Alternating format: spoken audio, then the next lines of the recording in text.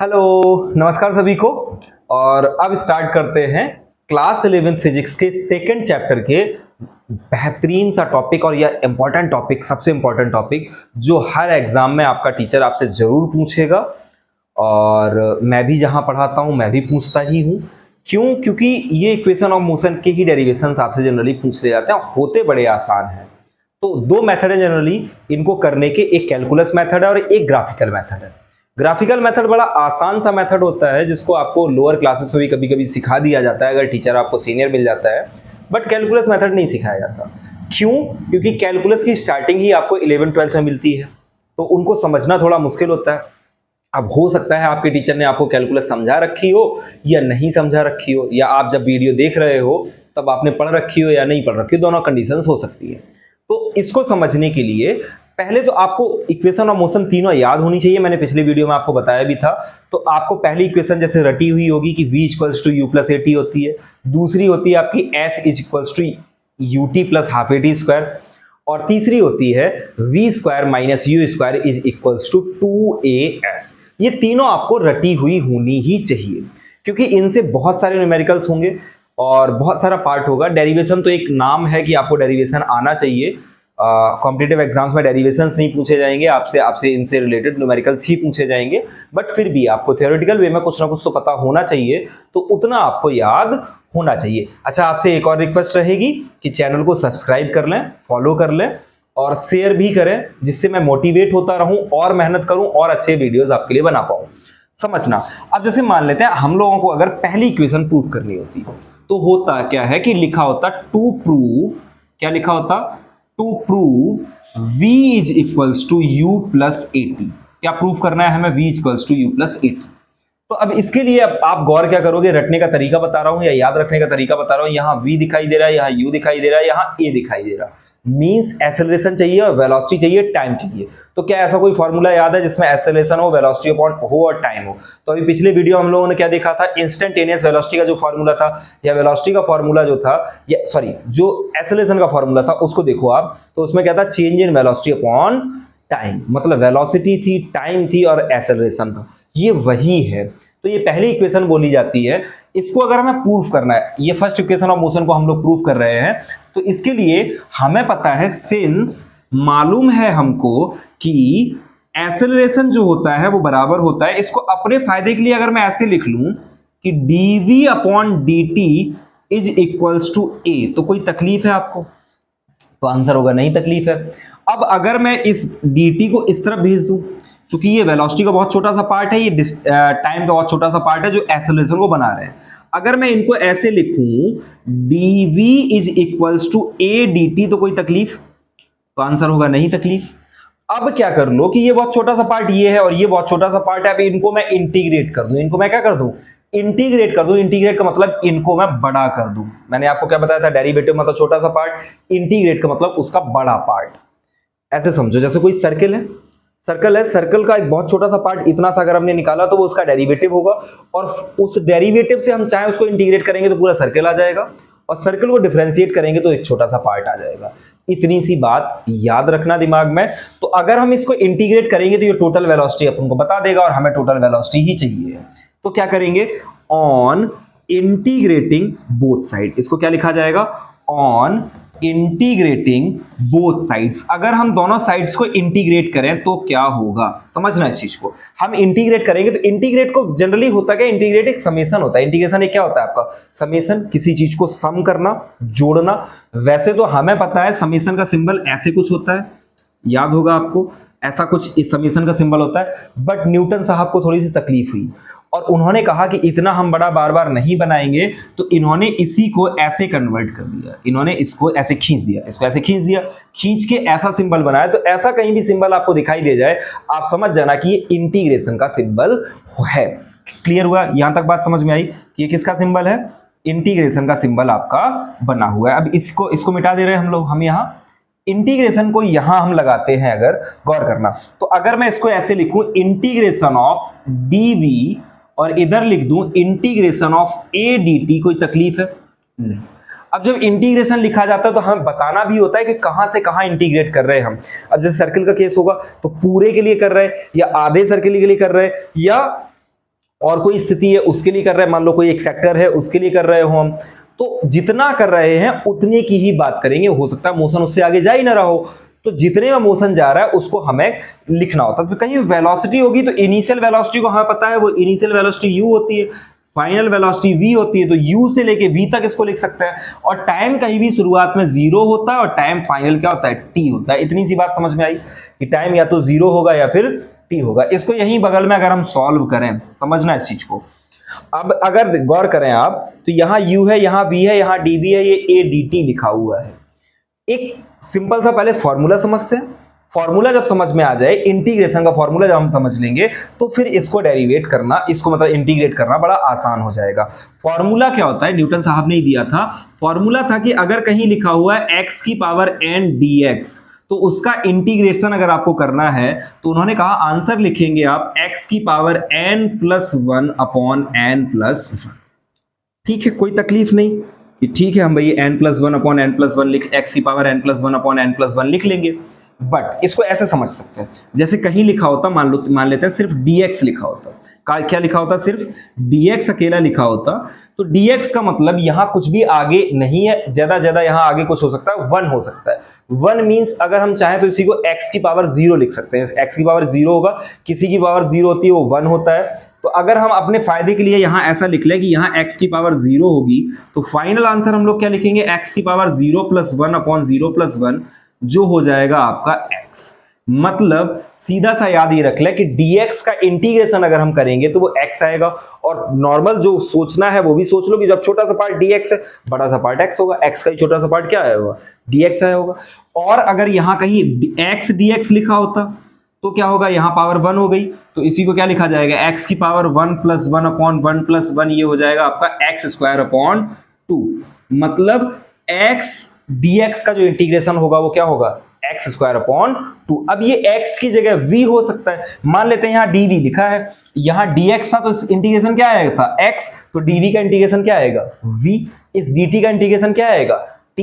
अगर कहीं t dt लिखा मिल जाएगा तो इंटीग्रेशन क्या आएगा, t स्क्वायर अपॉन 2। तो इतना आपको याद रख लेना चाहिए। ये अब मैंने आपके हिंट के लिए यहां छोड़ दे रहा हूं, नेक्स्ट पेज पे आपको करके दिखा रहा हूं कि अगर अब यहां आगे की बात करें, चूंकि यहां क्या लिखा था, u से v और dv is equals to integration of 0 से t a dt था। क्लियर, यही था, देखो लास्ट में यही था।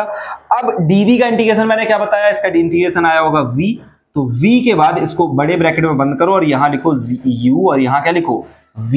अच्छा, फर्दर कोई भी चीज जैसे dt और a अलग अलग वेरिएबल है, तो a dt के जैसा तो वेरिएट होगा नहीं, तो a कांस्टेंट रहेगा, a को कहां कर लेंगे हम, बाहर कर लेंगे। और dt का जब इंटीग्रेशन करेंगे तो a को तो बाहर लिखा, dt का इंटीग्रेशन क्या आएगा, t आएगा, और ये आएगा 0 से लेके कहां तक, t तक। यहां तक बात समझ में आई।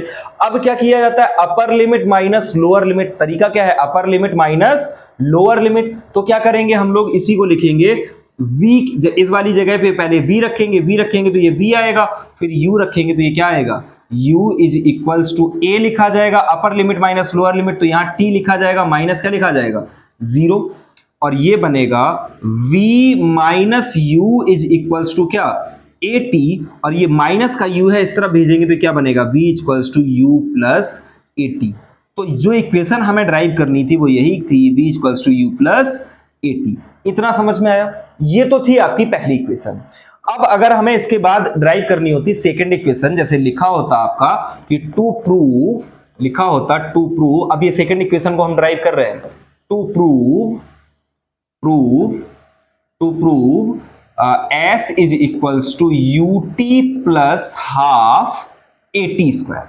अब अगर हमें ये निकालनी थी तो हम इसके लिए क्या करें, सबसे पहले ऑब्जर्व करो, यहां s है, s मींस डिस्प्लेसमेंट, वेलोसिटी भी है, एक्सेलरेशन, मतलब तीनों चीजें लगभग आपको आ गई। तीनों चीजें अगर आ गई हैं तो अगर उनके लिए अगर मैं आपसे पूछूं कि कौन सा फॉर्मूला लगाओगे, क्योंकि पिछले वाले में आपने वेलोसिटी का एक्सेलरेशन का लगाया है, इस वाले में आप वेलोसिटी का फॉर्मूला यूज करोगे। तो क्या करोगे, सिंस हमें मालूम है कि वेलोसिटी इज इक्वल्स टू होता है displacement upon time, velocity equals to क्या होता है, डिस्प्लेसमेंट अपॉन टाइम। इसी को हम अपने फायदे के लिए क्या लिख सकते हैं कि यहां लिख लिया जाए v dt is equals to ds, कोई तकलीफ नहीं। और हमें पता है सिंस पहली इक्वेशन से हमें पता है v इक्वल्स टू क्या निकाला हुआ है हम लोगों ने v equals to u plus at को हम लोगों ने निकाला हुआ है। अगर हम इसको इसमें यहां रख दें तो कोई तकलीफ होगी क्या? तो आंसर होगा नहीं, यही बन जाएगा u प्लस at और इधर क्या dt is equals to ds। यहां तक कोई दिक्कत हो तो बताओ। सिर्फ क्या किया, ये इक्वेशन आपकी फर्स्ट इक्वेशन हम लोगों ने ड्राइव करी थी उस इक्वेशन को रख लिया है इसमें। ठीक, अब देखो आप गौर करो, u भी आ गया, a भी आ गया, t भी आ गया, ds भी आ गया, यही सारी चीजें हमें चाहिए थी, मतलब अब ये इक्वेशन हो सकती है। फिर क्या करेंगे, ऑन इंटीग्रेटिंग बोथ साइड्स। क्या करनी है हमें, ऑन इंटीग्रेटिंग बोथ साइड्स, दोनों साइड्स को क्या करना है हम लोग, इंटीग्रेट कर दें। बोथ साइड्स को जब इंटीग्रेट करेंगे तो क्या आएगा, इधर बगल में देखते हैं, इंटीग्रेशन का सिंबल लगाओगे, इंटीग्रेशन। अच्छा एक चीज और बताओ, ये जैसे ये dt है तो इधर मल्टीप्लाई होगा, u dt बनेगा, इधर बनेगा at dt, ऐसा कुछ बनेगा कि नहीं बनेगा? मैं इंटीग्रेशन में डायरेक्टली उनको ऐसे खोल के लिख रहा हूं, इंटीग्रेशन ऑफ u, फिर u के साथ क्या आएगा, ये dt, integration of u dt plus integration of at dt, integration of क्या, at dt और plus equals to integration of ds, integration of ds। अब मैं अगर आपसे लिमिट्स की बात करूं तो ये टाइम है, ये dt वेरिएबल है, इधर टाइम है, तो टाइम के लिए क्या लिखा जाता है, या तो टाइम 0 से शुरू होगा या कहां तक, टाइम तक t हो सकता है शुरुआत से। यहां भी वेरिएबल dt है तो 0 से लेके कहां तक, t तक, और इधर 0 से लेके डिस्प्लेसमेंट कहां तक हो सकता है, s तक हो सकता है। ये बात समझ में आ गई कि जैसा वेरिएबल होगा उस हिसाब से हमें लिमिट रखनी होती है। अब क्या करोगे आप, u dt जैसा नहीं है तो u कांस्टेंट बाहर आ जाएगा, a dt जैसा नहीं है बाहर आ जाएगा, लेकिन t है तो आपको जो याद रखने वाला पार्ट है वो ये है कि यहां x dx का क्या आया था, x स्क्वायर अपॉन 2, तो यहां जब t dt होगा तो क्या आएगा, t स्क्वायर अपॉन 2। तो इसको जब इंटीग्रेट करेंगे तो u बाहर, इंटीग्रेशन dt का आ गया t, कहां से कहां तक, 0 से t, प्लस a बाहर किया, इंटीग्रेशन आ गया t स्क्वायर अपॉन 2, और कहां से कहां तक, 0 से लेके t तक, और फर्दर ये ds है, s आ जाएगा इसका इंटीग्रेशन, और कहां से कहां तक, 0 से लेके s। क्लियर? अब इनको रख दो अपर लिमिट माइनस लोअर लिमिट, तो ut minus 0, ut minus 0, t minus 0 plus a बाहर किया, अच्छा 1/2 लिखा है, इसको अगर मैं ऐसे लिखूंगी, गौर करना, यहां t स्क्वायर आएगा पहले से, t जब रखा जाएगा t की जगह तो t स्क्वायर बनेगा, जब t की जगह 0 रखा जाएगा तो 0 का स्क्वायर बनेगा, और अपॉन क्या बनेगा, 2, और is equals to s minus 0। कोई तकलीफ नहीं, ये बनेगा ut, ये बनेगा 1/2, ये 2 है ना, यहां आ जाएगा 1/2 at स्क्वायर और s। इसको मैं सीधा डायरेक्टली रीअरेंज करके लिख रहा हूं, s इज इक्वल्स टू, ये बनेगा ut plus half at square. हमें भी इक्वेशन यही लानी थी, हमें इक्वेशन यही लानी थी ना, s equals to ut plus half at square, ये आ गई ना सिंपल सी। ये आपका डेरिवेशन हुआ किसका, सेकंड इक्वेशन ऑफ मोशन का। अब जो इक्वेशन बची है वो बची है आपकी थर्ड इक्वेशन ऑफ मोशन। अब कौन सी बची है, अभी यहां तक हम लोगों ने कौन सी निकाल ली है, सेकंड इक्वेशन। अब थर्ड इक्वेशन की बात करें, थर्ड इक्वेशन में हमें क्या प्रूफ करना है, गौर करना। थर्ड इक्वेशन होती है आपकी टू प्रूफ, अब हमें प्रूव करना है कि v square minus u square is equals to 2as। थोड़ी सी कलाकारी है इसको प्रूव करने के लिए। कलाकारी क्या है, एक बढ़िया कॉमन सी एक आइडेंटिटी या कह लो एक मेथड होता है जिसको कहा जाता है बाय चेंज ऑफ रिस्पेक्ट। अभी तक क्या है कि रिस्पेक्ट का मतलब होता है कि किसके रिस्पेक्ट में आप इंटीग्रेट या डिफरेंशिएट कर रहे हो, तो जहां dt लिखा था वो रिस्पेक्ट है, वो क्या है उसका रिस्पेक्ट है। तो अब अगर उस रिस्पेक्ट को ही चेंज कर लेंगे तो भी कुछ बन सकता है। कैसे करेंगे, सिंस कोई भी इक्वेशन ले लो आप, चाहे वेलोसिटी वाली ले लेना, चाहे आप एक्सेलरेशन वाली ले लेना, कोई भी ले लेना, दोनों से काम बन जाएगा, ये बात पक्की है, मैं कह रहा हूं तो बन जाएगा। ठीक, तो ऐसा नहीं कि एग्जाम में घबराना है कि मुझे ये वाली नहीं पता है तो मैं कैसे करूंगा। तो मैं जैसे जनरली मैं आपको मान लेता है, मैं कोई भी रैंडमली मेरे दिमाग में आ रहा है मैं वेलोसिटी की ले लेता हूं, ठीक है ना। अब वेलोसिटी बराबर हमें पता है, सिंस वेलोसिटी इक्वल्स टू होता है आपका displacement upon time. Velocity equals to क्या होता है, डिस्प्लेसमेंट अपॉन टाइम। अब हमें चेंज करना है रिस्पेक्ट, क्या चेंज करना है, रिस्पेक्ट, और इसमें टर्म एक इंट्रोड्यूस करना है एक्सेलरेशन का। अब एक्सेलरेशन हमें पता है क्या होता है, वेलोसिटी अपॉन टाइम जो होता है वो एक्सेलरेशन होता है, मतलब कहीं भी हमें dv अपॉन dt लेके आना है। अगर मैं आपसे कहूं कि इसमें अगर दोनों तरफ मैं dv का मल्टीप्लाई कर लूं ऊपर नीचे, तो क्या इस इक्वेशन में कोई चेंज आ जाएगा? तो आंसर होगा आपका कि नहीं, ऊपर नीचे कोई भी चेंज करने से कोई चेंज नहीं आता है। और अगर मैं इसी को ऐसे लिख दूं, बताना जरा, अगर मैं इसी को ऐसे लिख दूं कि ds अपॉन dv और इधर लिख दूं इसको dv अपॉन dt, कोई तकलीफ है? मतलब सिर्फ इसको यहां शिफ्ट कर लिया। अब इससे अपना फायदा क्या बना, ये dv अपॉन dt किस में कन्वर्ट हो जाएगा? a में। किस में कन्वर्ट हो जाएगा? a में कन्वर्ट हो जाएगा। और ये फॉर्मूला बन जाएगा अपना v is equals to ds upon dv into a। कोई तकलीफ? कोई तकलीफ हो तो बताओ। कोई तकलीफ नहीं यहां तक।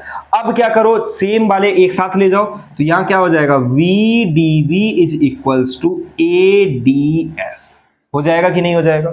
v dv equals to a ds। अब फिर वही सेम लाइन कौन सी, ऑन इंटीग्रेटिंग बोथ साइड्स। अब इंटीग्रेशन कर लेना है। अब सब लोग वीडियो रोक के जरा एक बार ट्राई करो, क्या कर सकते हो ऑन इंटीग्रेटिंग बोथ साइड्स लिखा जैसे, तो वीडियो रोक के एक बार ट्राई करो, क्या आप लोग खुद से इसको कर सकते हो या नहीं? अगर खुद से कर सकते हो तो बहुत बढ़िया है। अब आप क्या करोगे, क्या किया होगा, इंटीग्रेशन यहां लगाया होगा, यहां v dv लिखा होगा, और इधर क्या लिखा होगा आपने, इंटीग्रेशन a ds। क्या लिखा होगा, a ds, इसमें से a कांस्टेंट होगा आपका, क्योंकि वो ds की तरह नहीं है, मतलब s नहीं है, वो a है। अब लिमिट्स की बात करें, वेलोसिटी कहां से कहां होती है हमें पता है, u से लेके कहां तक, v तक। डिस्प्लेसमेंट कहां से होता है, 0 से लेके s तक। कोई तकलीफ यहां तक नहीं। फिर क्या करोगे, t dt का क्या आया था, t square upon 2। v dv का क्या आएगा, v स्क्वायर अपॉन 2। तो क्या लिखोगे इधर, v स्क्वायर अपॉन 2। इंटीग्रेशन जो आएगा वो क्या आएगा, v स्क्वायर अपॉन 2, और कहां से कहां लिमिट, u से लेके v तक, और इधर क्या बनेगा a, और इधर क्या s, कहां से कहां तक लिमिट, 0 से s तक। ठीक है, यहां तक कोई तकलीफ नहीं। अब v की अपर लिमिट माइनस लोअर लिमिट करोगे, v की जगह v रखोगे, फिर v की जगह u रखोगे, ये बनेगा अपना v square minus u square upon 2, और इधर बन जाएगा आपका a s माइनस 0। कोई तकलीफ? अब ये v square minus u square और ये 2, अगर मैं इस तरफ 2 को भेज दूं तो ये 2as बनेगा कि नहीं बनेगा? और ये यहां v square minus u square, v square minus u square equals to क्या, 2as। तो फाइनल इक्वेशन अपने पास आ जाएगी v square minus u square is equals to 2as। इतना आपको याद रख लेना चाहिए। तो ये थी आपकी 3 equations of motion, 3 equations of motion, जिनके डेरिवेशंस आपको याद करने हैं। मैं फिर कह रहा हूं आपको, इस इक्वेशन को अगर आप चाहोगे तो यहां a की जगह ऐसे लिखना है, a dv अपॉन dt लिखोगे। फिर फर्दर किसका मल्टीप्लाई कर लोगे, किसका मल्टीप्लाई कर लोगे, जिससे कि यहां एक टर्म बन जाए वेलोसिटी के टर्म का, तो ds अपॉन ds का मल्टीप्लाई कर लोगे। उस टाइम जब ds नहीं होगा तो ds का मल्टीप्लाई कर लोगे, जब dv नहीं होगा तो dv का मल्टीप्लाई कर लोगे। ये फिर डेरिवेशन सेम वैसे ही आ जाएगा। अब इस पे बेस्ड में आपको न्यूमेरिकल्स जो होंगे, एक पीडीएफ अटैच कर रहा हूं। हालांकि इसके न्यूमेरिकल्स आपके जैसे ही इसके बाद जो ग्राफिकल मेथड वाला आपको मैं करा लूंगा, उसके बाद बहुत सारे न्यूमेरिकल्स भी साथ में इसमें कराऊंगा आपको। बहुत सारे तो नहीं कर पाऊंगा, 2-4 ही कराऊंगा। उसके बाद आपको एक वर्क शीट दे दूंगा जिसको आप सॉल्व करना। जो क्वेश्चंस ना आ जाए, कमेंट ना आए, कमेंट करना, बताना मुझे, मैं आपको बताऊंगा। बट आप ये डेरिवेशंस एग्जामिनेशन पर्पस के लिए तैयार कर लो, यही पूछे जाते हैं। जो क्लास 11 में आपका टीचर जो भी होगा वो आपसे यही पूछेगा, तो इनको आप तैयार कर लो। इसमें जो कुछ भी समझ में ना आए कमेंट करना, मैं जरूर आपको बताऊंगा। तब तक पढ़ते रहिए, मेहनत करिए, और चैनल को फॉलो करो, सब्सक्राइब कर लो, और शेयर कर दो जितना हो पाए, जिससे मैं मोटिवेट होता रहूं और ऐसे ही आपके लिए वीडियोस लेके आता रहूं। Thank you.